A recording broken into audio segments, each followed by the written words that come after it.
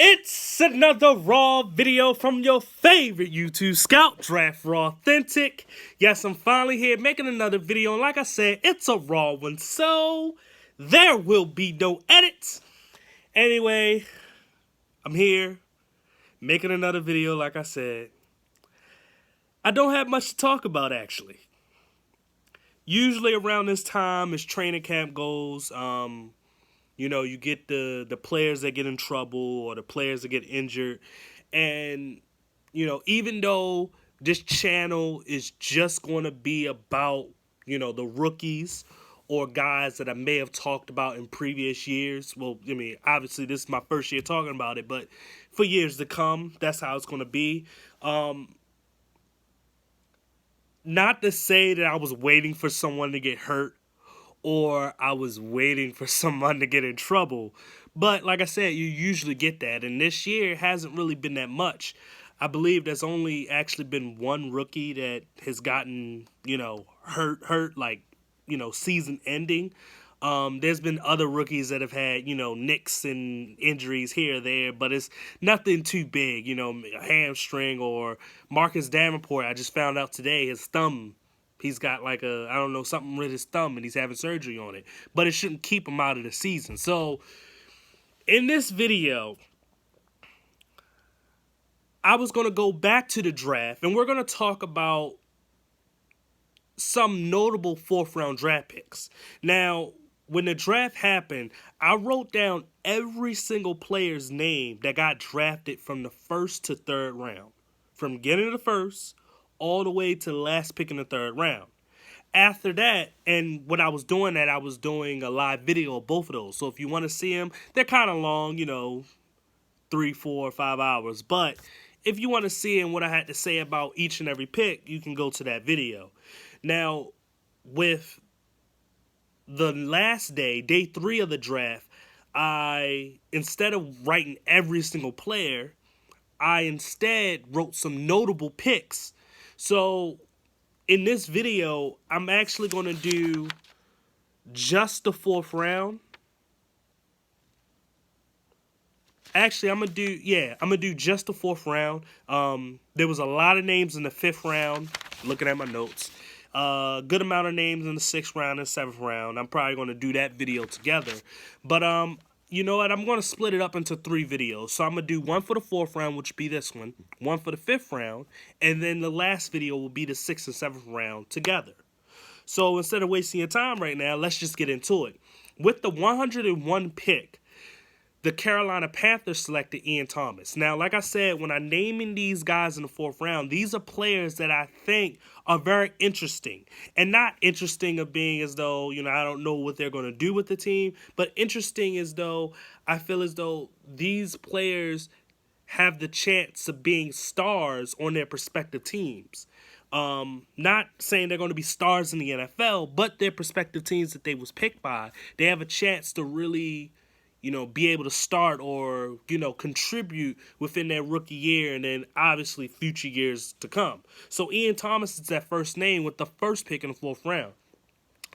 The reason why I like this pick is I feel as though, he's a solid athletic tight end. He's solid blocker, solid catcher. He's got, little stuff here and there.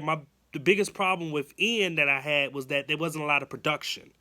When it came to him. But he's probably the most athletic tight end in the draft.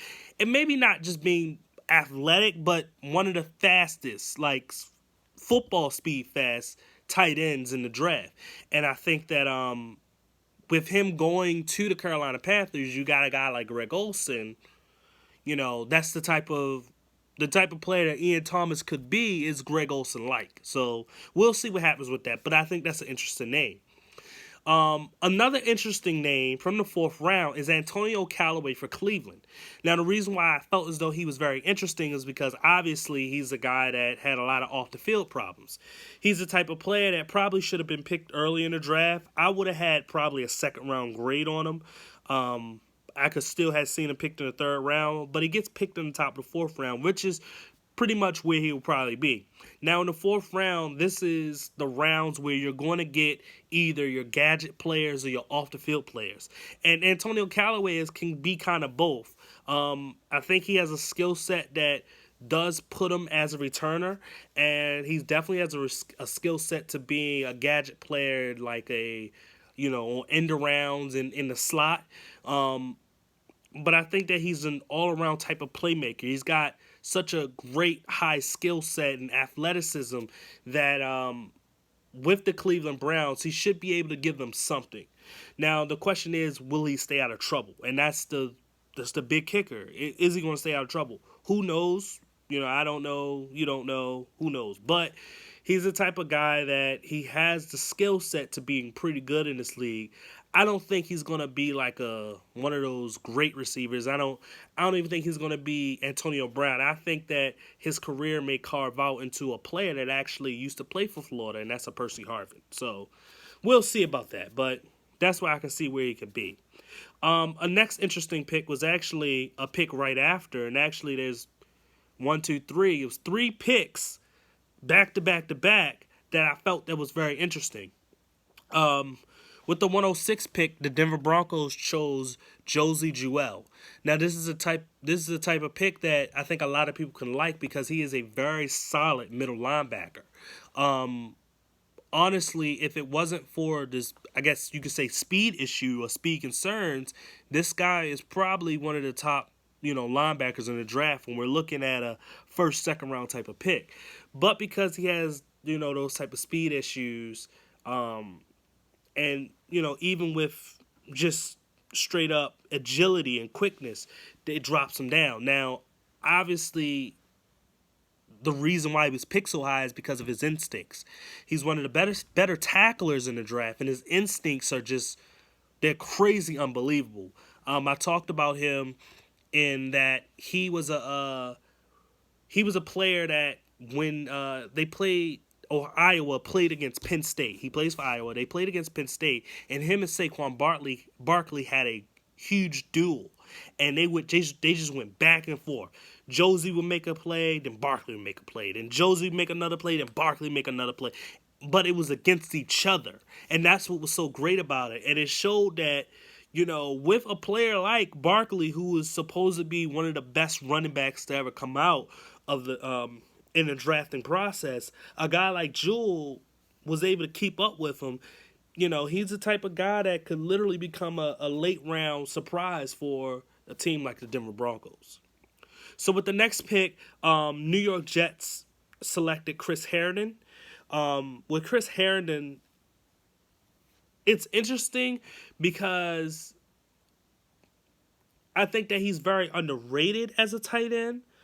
But there's some things about him that I'm not the biggest fan of. One, like an Ian Thomas that I named on the top of this video, Chris Herndon, he's athletic, but the production, where's the production that you want to see?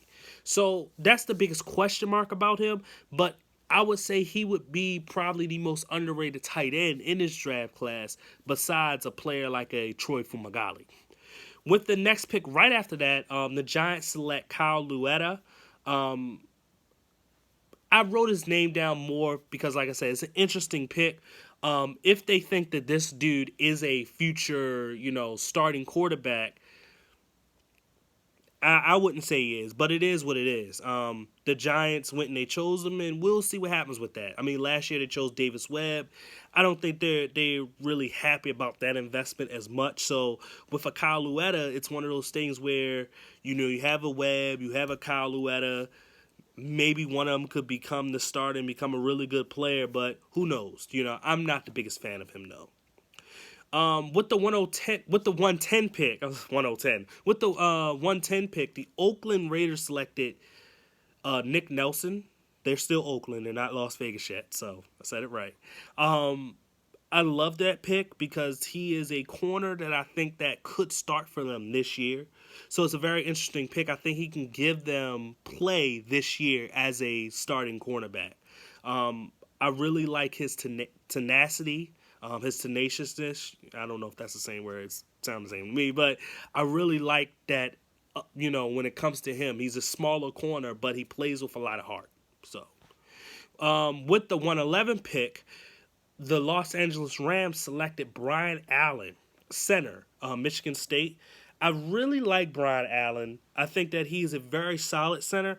I don't think that he is a game-changing type of center. And what I mean when I say that is you have your Travis Fredericks of the world. You had your Nick Mangos of the world, your Alex Max and stuff like that. He's not one of those. He's more of like a, oh gosh, trying to get a good center. Who's a solid center out there that's not like a top center, but he's still good for what he can do.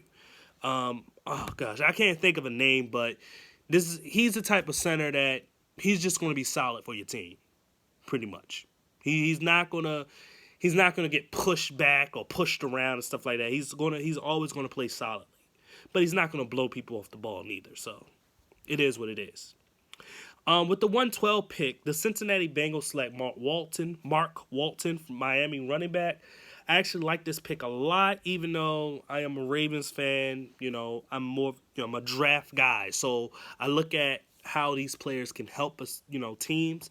And with Mark Walton, I think that he's going to help them tremendously at getting that running game that they have been looking for a while. So I really like that pick. A do-it-all type of running back, honestly. And he has the big playability, so. With the 113th pick, the Denver Broncos selected Deshaun Hamilton. I wasn't really the biggest fan of Deshaun Hamilton. I think that he's a solid route runner, and I think that he's a good slot receiver. But my biggest problem with Deshaun was more of some drop passes that he had, and I don't know if he attacks the football like I would want him to.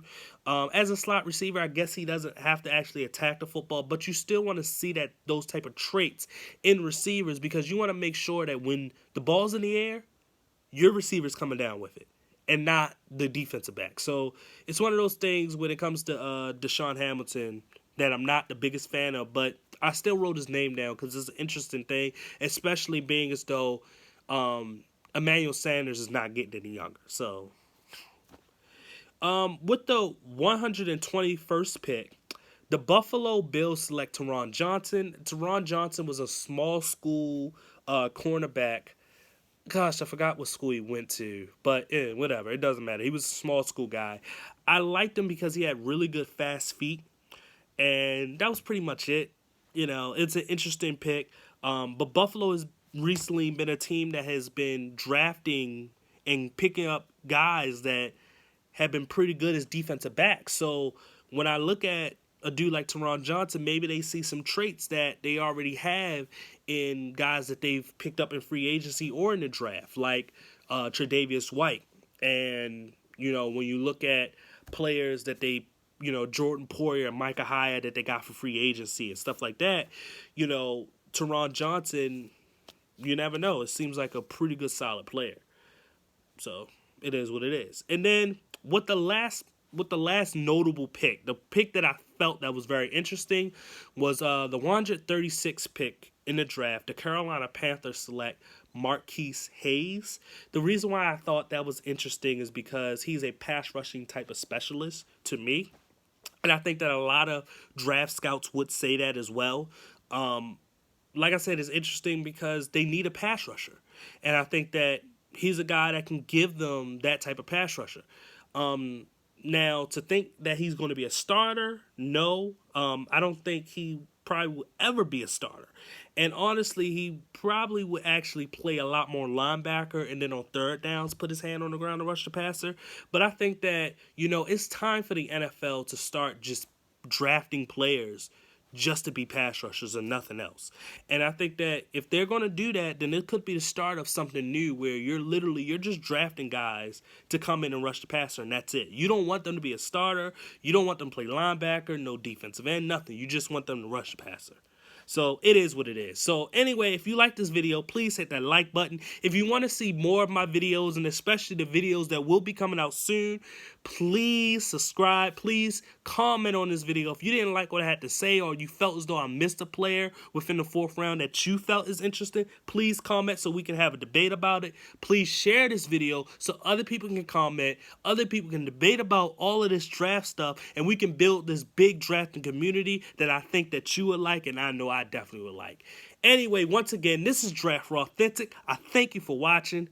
Goodbye.